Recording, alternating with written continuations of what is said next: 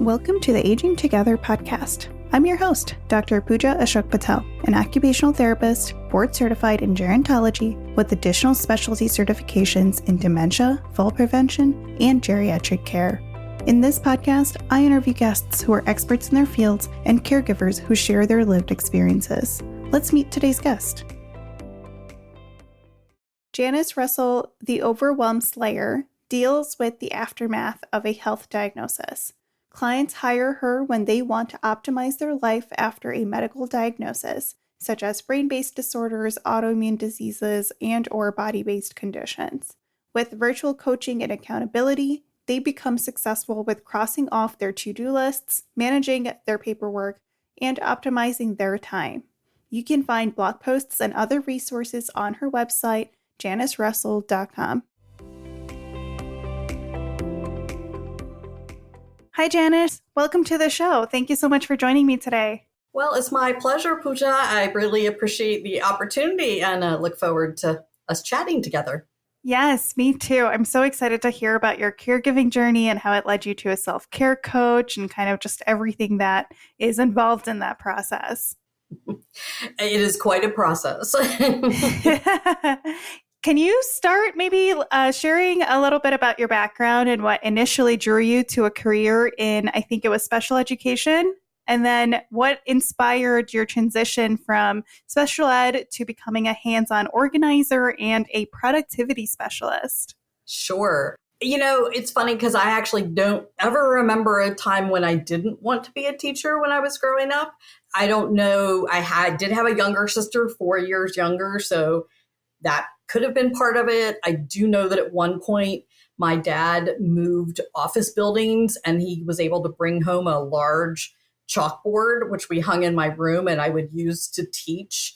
I'm guessing I taught some stuffed animals in addition to my sister. But, I think it just went from there and just I enjoyed learning. So I think that was a part of it as well. And somewhere along that journey, I decided I wanted to go into special education. Again, I don't quite remember all the particulars, but that was just really, where my heart was at the time. And I did indeed teach. I have a master's in education and I taught for 11 years before burnout got to me. And then I transitioned actually briefly into the corporate world. 2.33 years, like many other people, after 9/11, I was laid off. So that's how I know that it was 2.33 years, because that's what the paper said. And then I moved to North Carolina. I was in Maryland all that particular time. And I had a job, a corporate kind of job, and I were not a very good fit. And for me, honestly, I don't want to offend anyone, but for me, I heard it as a voice from God to start my own business, which sounded very odd to me since I knew nothing about running a business, but who was I to question? And I had known about the organizing industry for a while. And I figured that, looking into it more, I'm like, my background, my experiences, my training, and just the way I personally am wired lent itself to being able to do that. Not that it meant that like right away I was able to do stuff without learning more, because I immediately joined industry associations and started learning more. But I did already have a good foundation, which is why I got started with that. And that was 2002. And so it's now been 22 years. And since then, of course, lots has changed in our world, but also lots has changed with me. And of course, we've all done the COVID thing. So, and I'm getting older, like many people. So I knew that at some point I wouldn't be able to do the hands-on. And so it seemed like a natural thing, not only to go to virtual, and I am a certified organizer coach. So I have training in that. But because of my own personal experiences, as well as ones with my parents, as well as all the clients that I've had over the years, really going into this, what happens when someone gets a diagnosis? How does it impact your life? And not just the big things, because we all know the big things. It's like, oh, we have appointments, we have this. But it affects a lot of the little daily living things.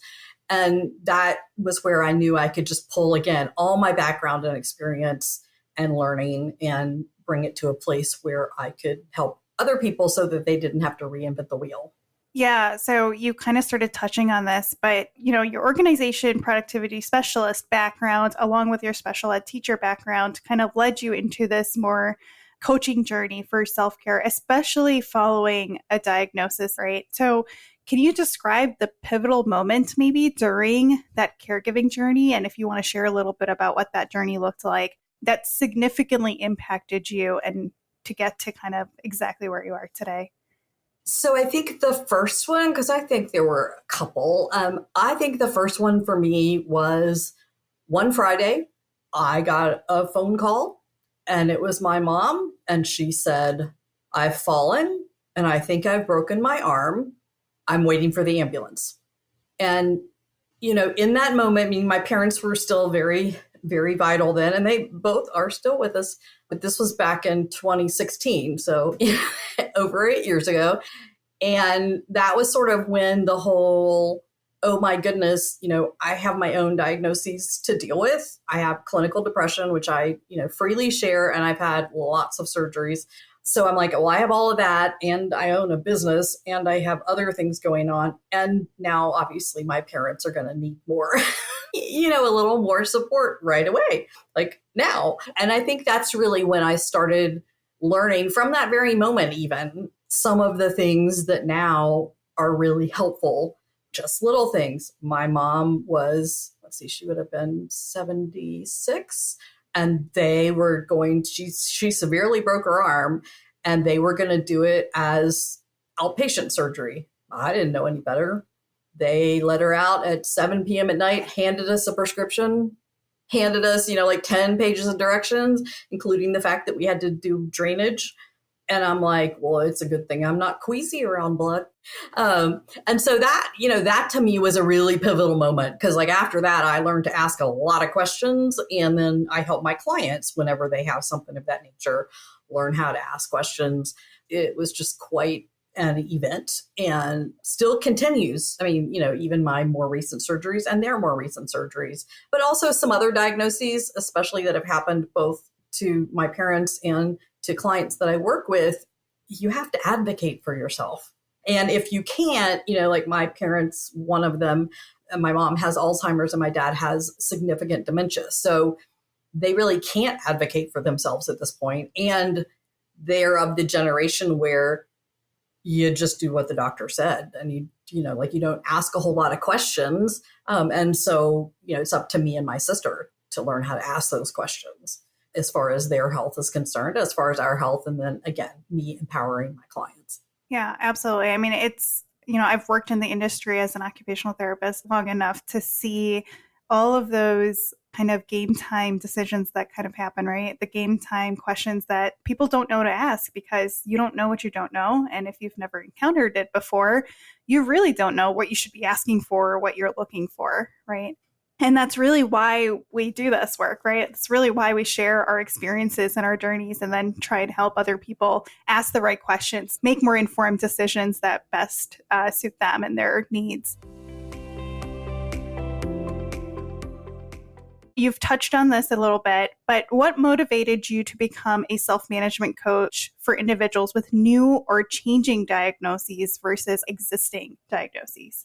So I'm a natural born helper. I want to help people with things. I love to be able to use what I know and what I can learn, both from experiences as well as, book learning, as it were. And I saw this as a place that was not really being addressed. So if we look at like an example would be, a very like black and white example, since time itself is a pretty nebulous thing. So, if you think about, okay, got to go to a new doctor, which of course means you have paperwork to fill out in advance. And you probably want to take a copy with you so you have everything in case they lose it. So you've got that, like before an appointment, you have that piece of time to consider. You've got, during the appointment, and even if the doctor's running on time, you've got that time. And you have the driving to and from the doctor. And then depending on what happens in that appointment, you've got, labs or other tests or whatever. And people forget that it's not just, oh, the test is going to take an hour. It's also going to take 15 minutes to drive there and 15 minutes to drive back. And, oh, they want you there 15 minutes early. And, oh, wait a minute, you have to answer this questionnaire before you can go in. And you have to know all this information, which you may or may not already have in your head. So, you have to bring some information with you. And all of that together, again, that's my brain operates that way. A lot of people's doesn't, and that's fine. Everybody's brain is different. That's why we can all do different things. But I really saw it as okay, the population is aging. And so this is going to become more and more a situation where people are going to feel a little lost. And like you said, they don't know what they don't know, which also includes not necessarily knowing where to go to get some help with it. So that really spoke to me to say, hey, wait a minute, this is a place where I can come in and help. Yeah, absolutely. I agree. I mean, I think those with existing diagnoses, unfortunately, just pick up things along the way, right? If they've been dealing with it for a few years at a time, they kind of, the first time they probably stumbled a little, the second time they stumbled a little less, the third time now they have a bank of questions to ask and things to look forward to. But it's really those people with newer diagnoses, specifically, I always talk about dementia, which is such a large umbrella term, right? And as I'm sure you've experienced with your dad and your mom, it's like you get tested and then they tell you like, okay, yeah, they tested positive for Alzheimer's or they tested, they have dementia, goodbye. And it's like, okay, well, now what? It's a life altering situation. Now what? For the patient, for the family, for everybody involved, I think that's really hard. And so it's really important to have people like you and people like me and other people that are like coaches out there to really guide families through these situations. Now, having been a caregiver yourself, how does that experience shape how you approach your coaching clients, especially when they have a new diagnosis? So, I think that it really helps that I understand at least partially what they're going through. I mean, everybody experiences stuff like this a little bit differently. So I don't ever like to say I understand completely what you're going through. I may understand a lot, but I probably don't understand completely because, even the same diagnosis can present a little differently. Family dynamics, health insurance, and who you can go see, and that kind of like all of that presents differently. But I think the fact that I can understand, which they appreciate, is, sort of one piece to it. I think another piece to it is because I can bring out the questions or the ideas or just sort of point to, a certain direction or just give them that idea of this is not like it feels different and it feels unusual and it doesn't necessarily even feel good, but you're not alone. Like other people, because I mean, in addition to the fact that obviously I can talk about my experience, but I can also mention without, I never tell clients about other clients. So, I'm never like, oh, and Jane Smith, who lives at 123 Any Street, you wouldn't believe what she did with this, I don't do that. I do more of other clients who have this have found that XYZ. So I think that helps as well to hear that there's a variety of experiences that people have. To sort of go back almost a little bit earlier, one thing that I have found that a lot of people don't necessarily realize, we'll say, is how some diagnoses will change and how that also puts a little kink in things. And so I'll give the example of for a female who is in perimenopause and menopause and how the hormone changes can throw off how her ADHD is, shows up in her life. It can also throw off, if she was using medication to monitor and manage things, it may throw that off and may have to look at other ones. So there's also okay, things have been going pretty well. I expect them to keep going pretty well. And then all of a sudden, whoops. And I think it's almost easier when you have a new diagnosis because, you sort of, I know what to do. I know, like, got to go to the doctor, got to do some research. It's a little bit harder when it's a diagnosis that you've had because, first of all, when you start to see changes, you don't even know what it is. And depending on the doctor, if you're with a specialist, an ADHD specialist in this particular case, they might recognize it sooner than, say, a general practitioner. So that's the other piece of how I help people navigate, is just to ask the questions, because I'm not a doctor, so I don't try to play one at all. I like to stay in my lane. But I will say things like, well, this is something that you may want to address with your doctor or PA, depending on what kind of practice they go to. Yeah, it's so important to find specialty providers for certain diagnoses, right? Because like you mentioned, sometimes you don't realize that it's a symptom change and that it's not a completely new diagnosis or something that's happening. It could just purely be a new symptom emerging or a symptom changing and with the same diagnosis. And it could be changing due to a lot of different factors: stress, lifestyle, medication change, and then, like you said, especially for women, hormonal changes, right, through the different stages of life. And so, yeah, it's really important to address that. I want to know, what are some common challenges that your clients face when they receive a new diagnosis, and how do you help them overcome those challenges? That's a great question. And I can answer it first with one word, and then I can give some extra words. So when people come to me, the word they usually start with is overwhelm. They feel overwhelmed. And through discussions, I have found that overwhelm tends to reside in several areas. Number one is they're overwhelmed by information.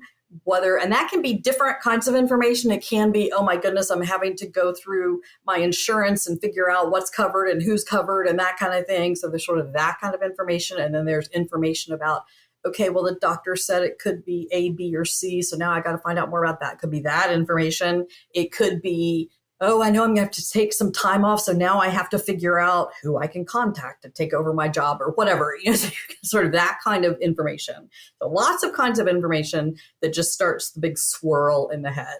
So that's sort of one piece.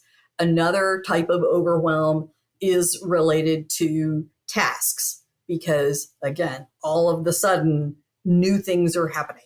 Even if you only have a couple of doctor's appointments, you may find that, okay, well, that's fine, but now I'm finding that maybe there's some brain fog going on with whatever, I know that especially with chemo, that's common. So if someone is diagnosed with cancer and goes to chemo, the brain fog, not remembering, energy can often be impacted.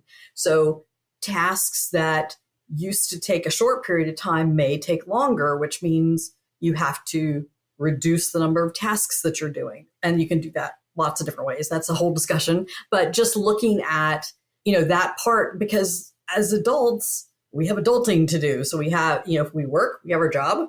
If you don't work and you have children, then you still have a job. If you're also a caretaker, then you've got a third or fourth job, depending on how you're counting them.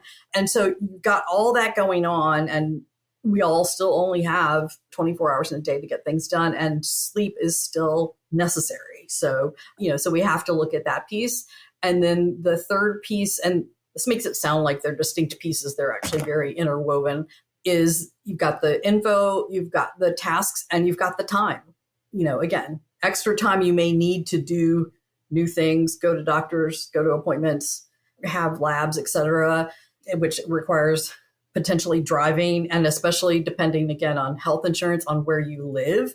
If you're in a more rural area, it's probably going to take you longer to drive to and from. I know just last week, I took my mom to the cardiologist, and people checking in after us. We're very fortunate. We're in the Raleigh-Durham area. So she goes to doctors down at Duke University, and Duke pulls in people from all over. So one person came in and they're like, we just drove 2 hours to get here. And they were told, actually, well, you don't have an appointment. And she's like, yes, we do. It's in Duke My Chart. And it got resolved. But it's the kind of thing where, can you imagine driving 2 hours only to be told you don't have an appointment and you're going to just drive 2 hours back? That's a lot of time and frustration. So those tend to be the three areas that we start to address first. I think that leads into kind of my next question, which, in your experience, what are the key components of effective self-management, especially with someone with a new diagnosis? So this is where a lot of times people expect me to start spouting off tips and tricks and hints. And um, I like to actually back that up a little bit. And the first place to start is to breathe. And I realize that we all breathe and we all breathe on a regular basis, but I'm talking more in terms of more intentional, you might call it belly breathing for people that practice mindfulness or meditation. They have various ways they're taught to breathe. So just having that, you can even call it like a way to anchor or ground yourself. And that can also include other things, but the breathing is one of the quickest ways that people only need a little bit of instruction in. So if I can give them here's something you can do quick and easy, I can teach them several different breathing techniques. Now, as far as grounding in general, there are lots of other things. There's writing, there's reading, but I'm like, if we don't want to look at bringing new things on necessarily, we can look at the fact that if you're frustrated, you can take 3 slow, deep breaths. It's not going to impact the day greatly, but it will help you greatly. So that's one of the places that I just think is really, really important. Another place, it's so funny because my brain is just going, oh, you could do this and you could do, just like everything else. I really like to work with my clients on identifying what their values are, which again, people are like, really? They have all this stuff going on. Why would you do that?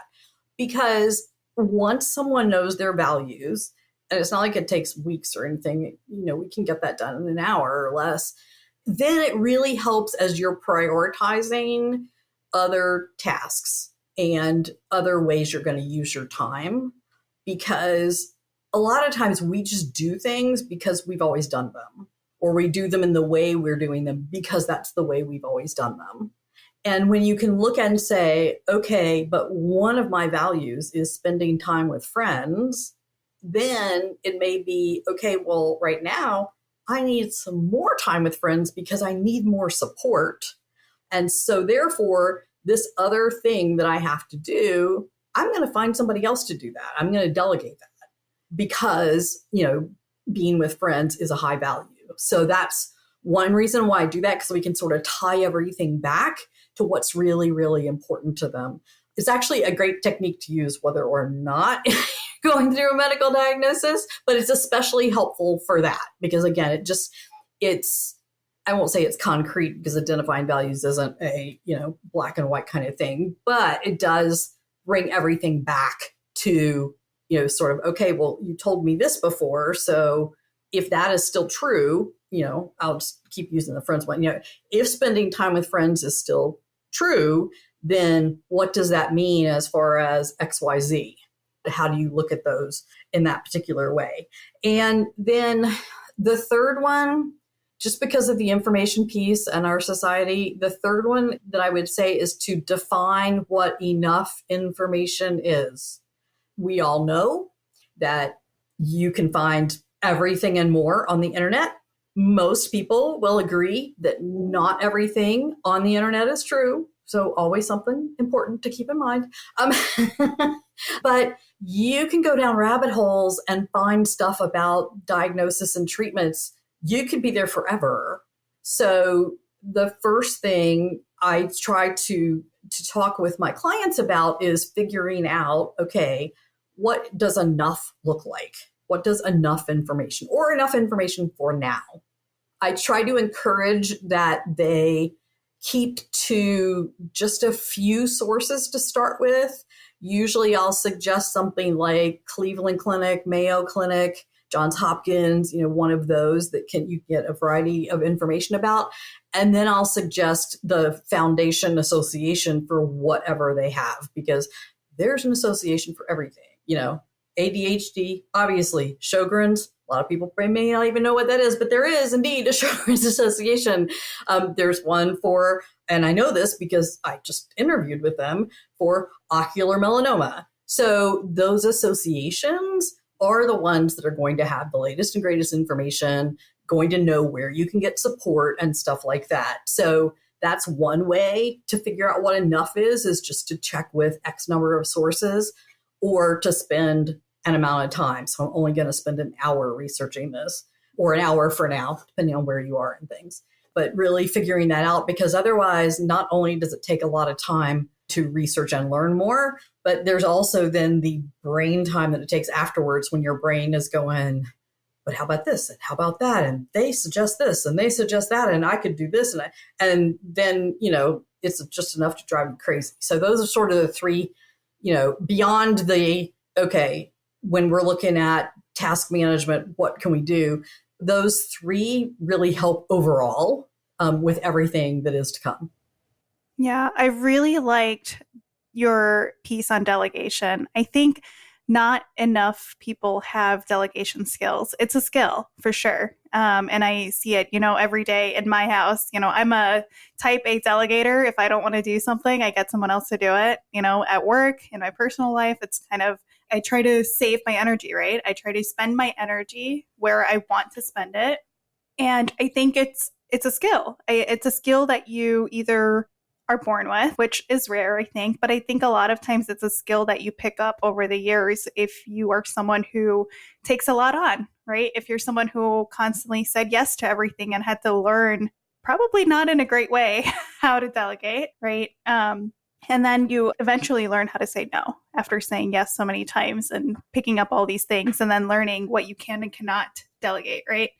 So I think that might be part of your answer for what I'm about to ask you, but how do you help clients balance their personal and professional lives after receiving a new diagnosis? Because I imagine that that's a key concern for a lot of people.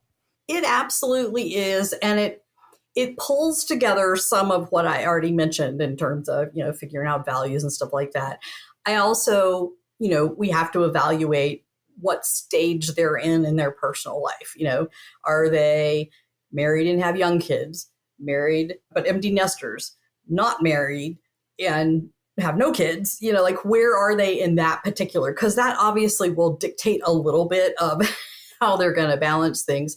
It's going to be tougher if you've got a couple of young kids or teenagers. Actually, I'm not sure which would be more difficult, would be kids or teenagers. So, we look at that particular piece. And then the professional piece as well, because again, depending on the ages, someone might be working part-time, they might be working full-time, they might, be working for someone, they might have their own business. So we have to look at all that. And then we can look at what some of the options are on both of those sides, both the personal and the professional. So if I look at the personal side, we can look at, okay, are there things that you are currently volunteering for in a classroom with a church, whatever. Okay, how quick can you get out of those? If they're willing to, some are not. And, that's a different sort of discussion. But we can look at basically what kinds of things can we delete altogether.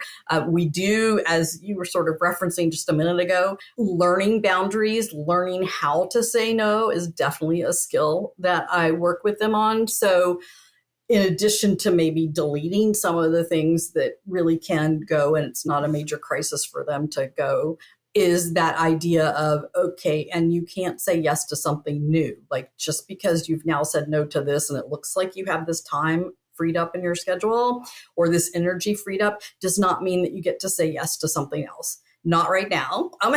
Other times in life that may be true, but not today. And at the same time, I also remind them that this isn't necessarily a permanent thing. So if there's something that they really enjoy volunteering with, we'll say that they volunteer at a homeless shelter or whatever. We're not saying they can't ever do that again. We're just saying that right now, the time and energy for that needs to be focused elsewhere. So that's one piece of it. The work side can be the same way.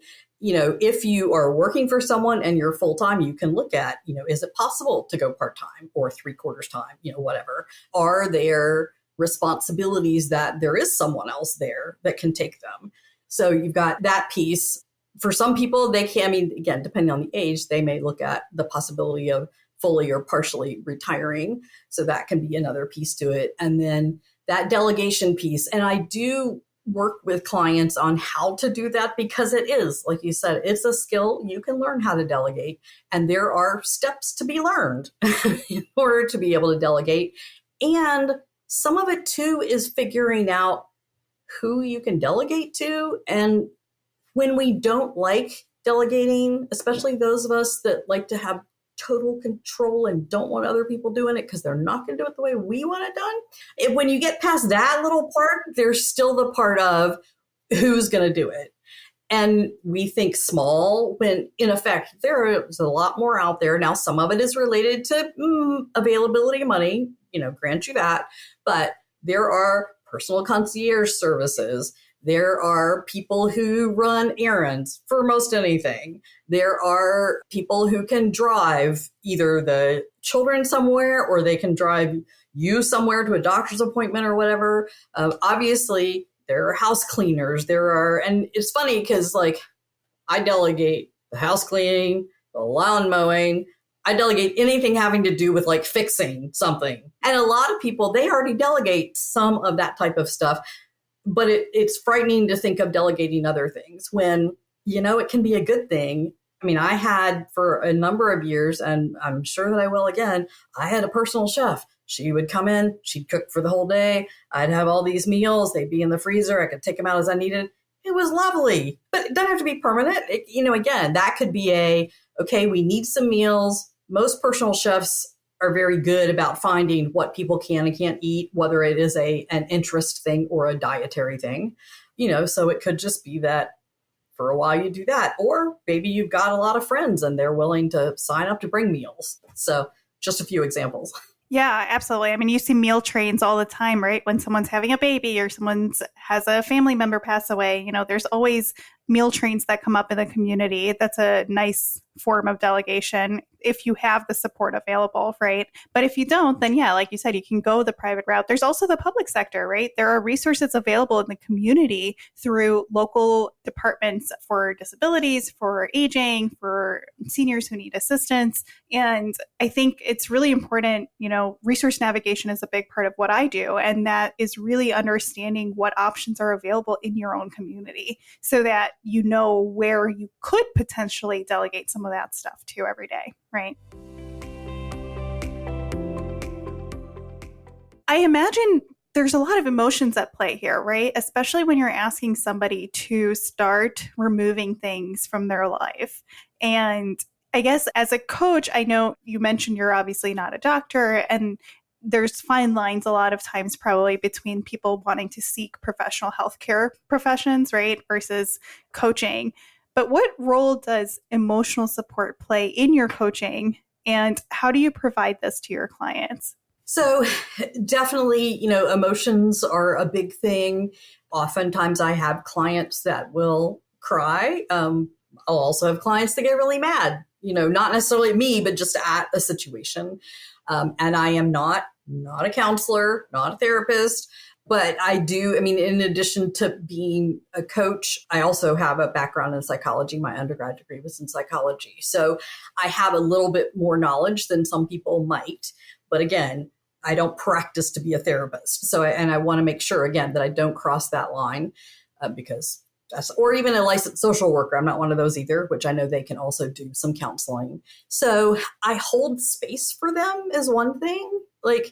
That sounds strange to a lot of people, but for some of my clients, they need to not even necessarily vent. They just need to think out loud. They need to ask questions that they don't even necessarily want an answer to. I find a lot of my clients are, like I am, a verbal processor. So for me, often if I'm caught in something, if I say it out loud, it makes things clearer to me. And so sometimes I can say it out loud just to myself and figure things out. Sometimes I want to say it to somebody. I don't even necessarily want their opinion or suggestion. I mean, sometimes I do, but sometimes I just want to hear them go, I understand. And so sometimes that's what I'm doing. I mean, I'm still obviously, I have the information or I'm writing down the information so that I can ask for clarification later or bring up something. But sometimes it's just that I'm here and it is okay to talk about it. So the emotions are coming out that way. Another thing is I am also a resource queen. So, I try to look for what else is available. You mentioned a couple of things. That's also where finding associations can be really helpful, like the National Alliance of Mental Illness, like the ADHD groups, like, I mean, when it comes to dementia and Alzheimer's, they've got not only the groups for the people that have it, but they have the groups for the caregivers. And so being able to point in a direction of, if you need more, if you want more, if you just want to meet some new people that are in this particular life situation, here are some other places to go. Because it's just not practical for me to be able to always be available. I'm a service provider and I have hours and I have ways people can contact me. And, I can sometimes take some sort of last minute appointments, but at the same time, I go to bed early and I don't respond to a text at 11 p.m. That's one of my boundaries. I don't respond to text actually after 7 p.m. when it comes to my business. So, but I, want to find places where they can go to get that support, be it emotional or other. You mentioned a lot of different diagnoses, and I imagine you see a plethora of different types of diagnoses, different stages, different levels of care needs. How do you stay updated on best practices and new information related to self-management or even the chronic disease that you might be working with? And then how do you tailor your coaching strategies based on that to fit the unique needs of your clients? So I am both a certified organizer coach and a certified professional organizer in chronic disorganization. And both of those credentials require me to get recertified every 3 years. I should say each of them, because they're not, sometimes I have some things that can be used for both, but, two different things to submit. So that's part of it, is they have very specific in terms of the kind of things that I need to learn about, how I need to learn them, what I need to do. Part of my coaching re-credentialing is actually, working in a small group situation with other coaches, as well as working one-on-one with a mentor coach. So I've got that particular piece. I do belong to the Institute for Challenging Disorganization, we have webinars every week on a variety of topics. So I have those that I can listen to, and you don't only have to listen live these days like you did when I first started. These days you can listen to the recording. So, I've got that. There's so many. I would never be able to even keep up with everything that I'm interested in, because I'm interested in pretty much all of it. So one of the things that really helps me is that I have good systems for marking websites, keeping track of articles, because I don't print them out, and things like that, and have them by different topics. Because then, since I'm not going to remember everything in my head, I can know where to look for things. I am also part on Facebook. I'm in a couple of groups. So one group is one for anxiety and depression in women. And so sometimes someone will bring up something new and I'll be like, oh, I haven't heard about that as an option. Let me go research that. And, if there came a point where I'm completely flummoxed, I have no idea, then I would go to either colleagues or I would start checking on the internet, again, the reliable sources. And then I will point out to them that here are some other places. You can go ask your doctor about this, or you can go do this. So point them in some of those other places. But I try to stay up as much as possible on what's new, as well as what's new in terms of like brand new diagnoses, as well as what's happening within a diagnosis. These days, I just know from watching TV that probably at least once a week I hear about something that I haven't heard of before. It usually involves letters. They tell you what they stand for, but then they'll go, that's a really rare disease. And I'm thinking, okay, I might be interested in finding out more, but I can't research every rare disease. I will wait until I have a client with that before I delve into that. But I have to back myself away. I have to give myself boundaries on how much time I'm allowed to do research, because I just love learning. As far as tailoring to clients, well, part of my training, whether it be when I was doing hands-on organizing and productivity or as a coach, is about individualizing and finding out. I've done a lot with people who are neurodiverse, and learning that particular piece. I'm very interested in like personality tests and stuff like that. So you've got sort of that, how a person is and presents. And so for me, it's like, yes, we have some, everybody has basic things. Like we have to find some goals, and we're heading towards those goals. But if I had 3 clients that all had the exact same diagnoses and the exact same goals, it would still look a little bit different for each of them how we get there, because each of them is different. And so, I learn over time. I do have people do a pretty thorough intake, so that gives me some information, because part of that is asking some questions like, how do you best learn? Or one of them is like, if I don't hear back from you, what should I do? For me to be able to go, wait a minute, haven't heard in a while. So I've got some of those kinds of questions, which help me too, to be able to individualize. But everybody, to me, I try to be very present for the person in the moment, and keep, just focus on, here's this person, this is what I know about them, this is what has worked in the past, this is what has not worked. Or I'll ask clarifying questions. It'll be like, what have you done? We'll just take like a to-do list. What kind of to-do list format have you used in the past? And has it been useful, or has part of it been useful? Okay, well, let's take that information and then bring in some new parts that'll make it even more successful.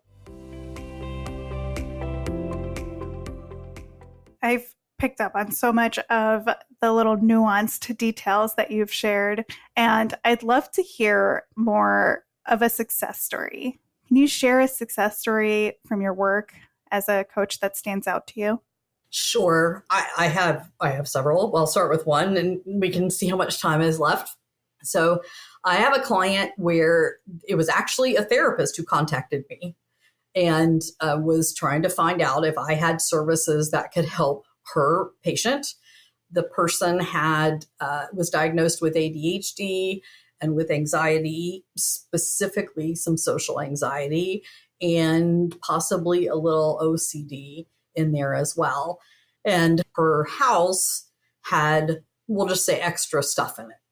And, it had gotten to the point where she didn't want it to be that way anymore. But between the ADHD and the social anxiety, and the anxiety, not even just social anxiety, she was sort of stalled out on what to do. So the therapist asked me some, just sort of highline questions of what I do, how I do.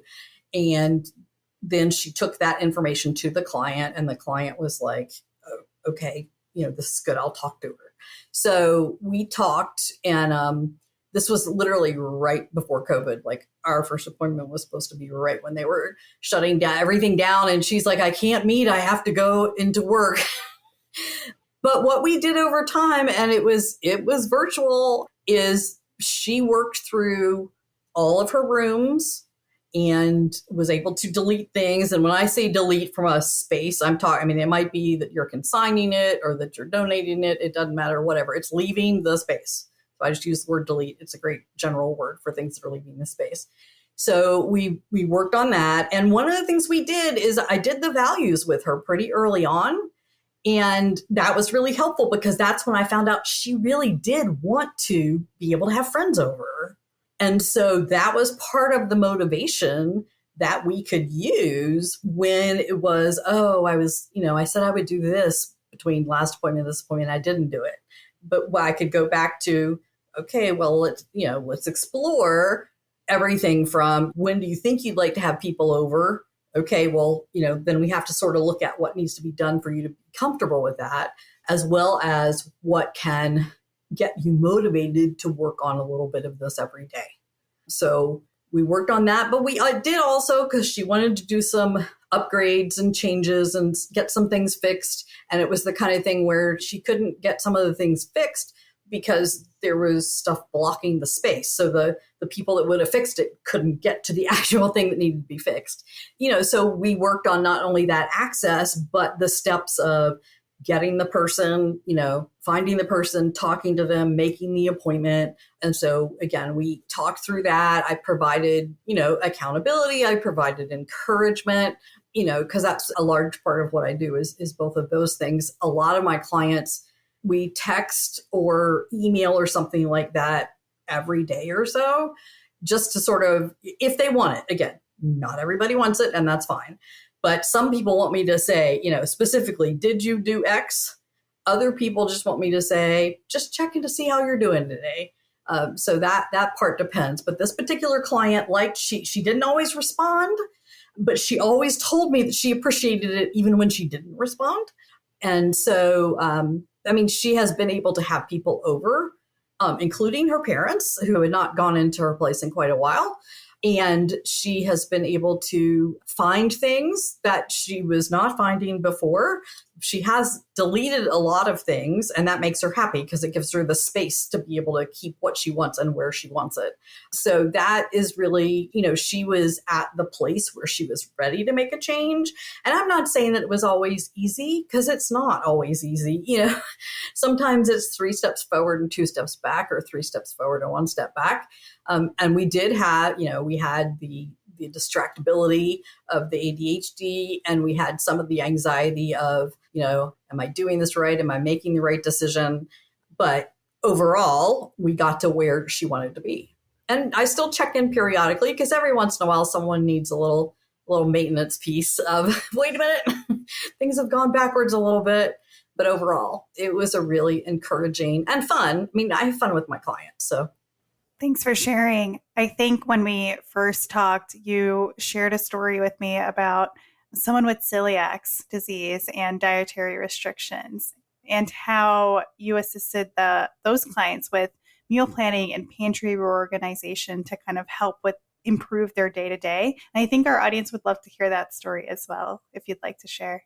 Sure, absolutely. So someone who was diagnosed with celiac in her 40s. And at this point, although she did have several children that were out of the house, she still had several that were in the house. And, one of the first decisions becomes, okay, is everybody going to eat gluten-free? Or, are we going to do a 2-meal thing where, we have the gluten-free stuff for her and things with gluten for everybody else? So we sort of go through a series of questions of that nature, because the answers then inform what happens next. So, you have okay, this is what's going to happen at mealtime. Then how about snacks? Even if everybody eats gluten-free at meals, there's still snack time. So can the people that don't have celiac disease, can they have like regular snacks? Okay. So then we need to figure out in the pantry and in the cupboards how things are going to be divided. Are we going to have, okay, these 2 shelves are for everything that has gluten and the rest of them don't, or what? And the refrigerator too. Can't forget the refrigerator. And in this case, you have to sort of get everybody else on board to do this. So that's another piece to it. So you've got that as far as the organization of the pantry and the cupboards and the kitchen, basically. Then you also have okay, now we've got to learn some new recipes. So we have to find those. And again, that's where the whole, okay, it's going to take some time to find. And even if you go, okay, well, I'm guessing, I don't know for sure, but I'm guessing that somewhere out there, there's a whole website that just has gluten-free recipes. Okay, that's great, but you still have to find ones that have ingredients that your family likes. If they don't like bananas, like I hate bananas, don't make me anything but gluten-free, all the gluten in the world. I don't want any bananas. So, you have to still find recipes that appeal.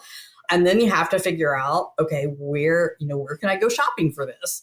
And oftentimes people have to experiment with a recipe. Maybe the first recipe for banana bread didn't work, but they really like banana bread, so they want to try a different recipe. And so just taking all of those things into account, so that something as seemingly simple as, okay, every day we have to eat some meals, we have to get some snacks, trying to make it so that, it'll never be quite like it was before. It will be different, but that doesn't make it bad. It just means things are different now. And because oftentimes people don't think through all of that, they get flustered because of extra time, and they get frustrated because they feel like they're always eating the same thing, or they can't find the ingredients they want because they aren't sure which store to go to. So, that's also part of what I helped that client and others with as well. That example resonates with me so much because, what is the most common substitute for gluten or wheat-based products? Do you know? I don't know. Or if I do, I don't remember. It's usually something that's like almond flour based, right? They'll usually substitute it with something that's almond based. Same thing for dairy, right? Non-dairy products are generally substituted with almond milk. I have a nut allergy and I'm allergic to almonds. So I had to really figure out how I can stay dairy free and gluten free and nut free, right? And luckily it's just me and my husband. So it's, I have it fairly easy compared to maybe some other people who have a harder time with kids involved too, right?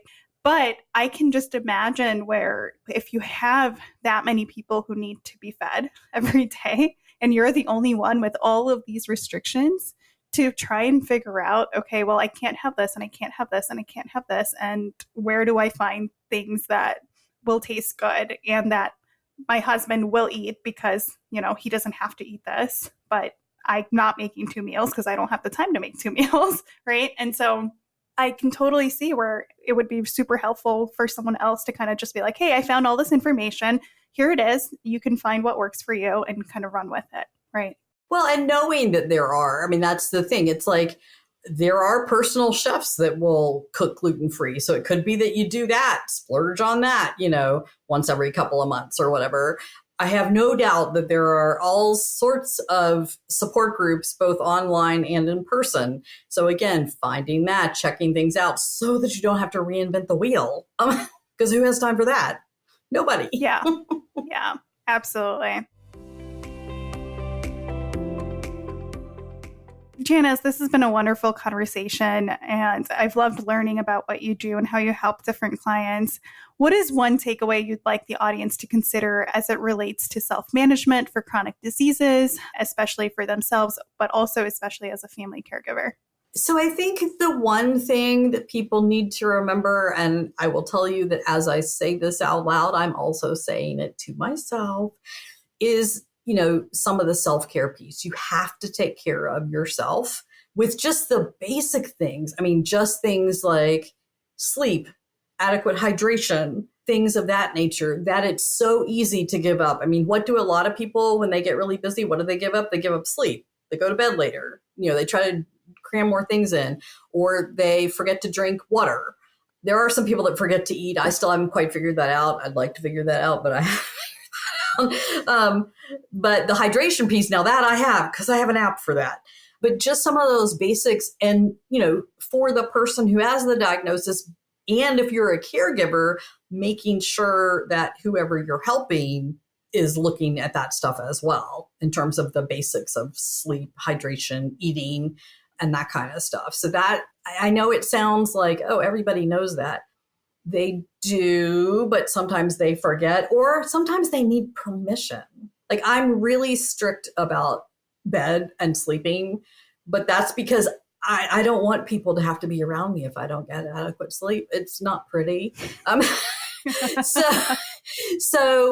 I know for anybody, having adequate rest helps with everything else, and not having it hampers a lot of other things. So just that really is important. A lot of other things may be important, but those basics of sleep and hydration and food, really important. Yeah, absolutely. Thanks again so much, Janice, for taking the time and sharing everything you know and do with us. I've really enjoyed it as well. Thank you for tuning in to the Aging Together podcast. This podcast is brought to you by Aging Together, LLC, a caregiver coaching service with educational programming and support services for family caregivers of older adults.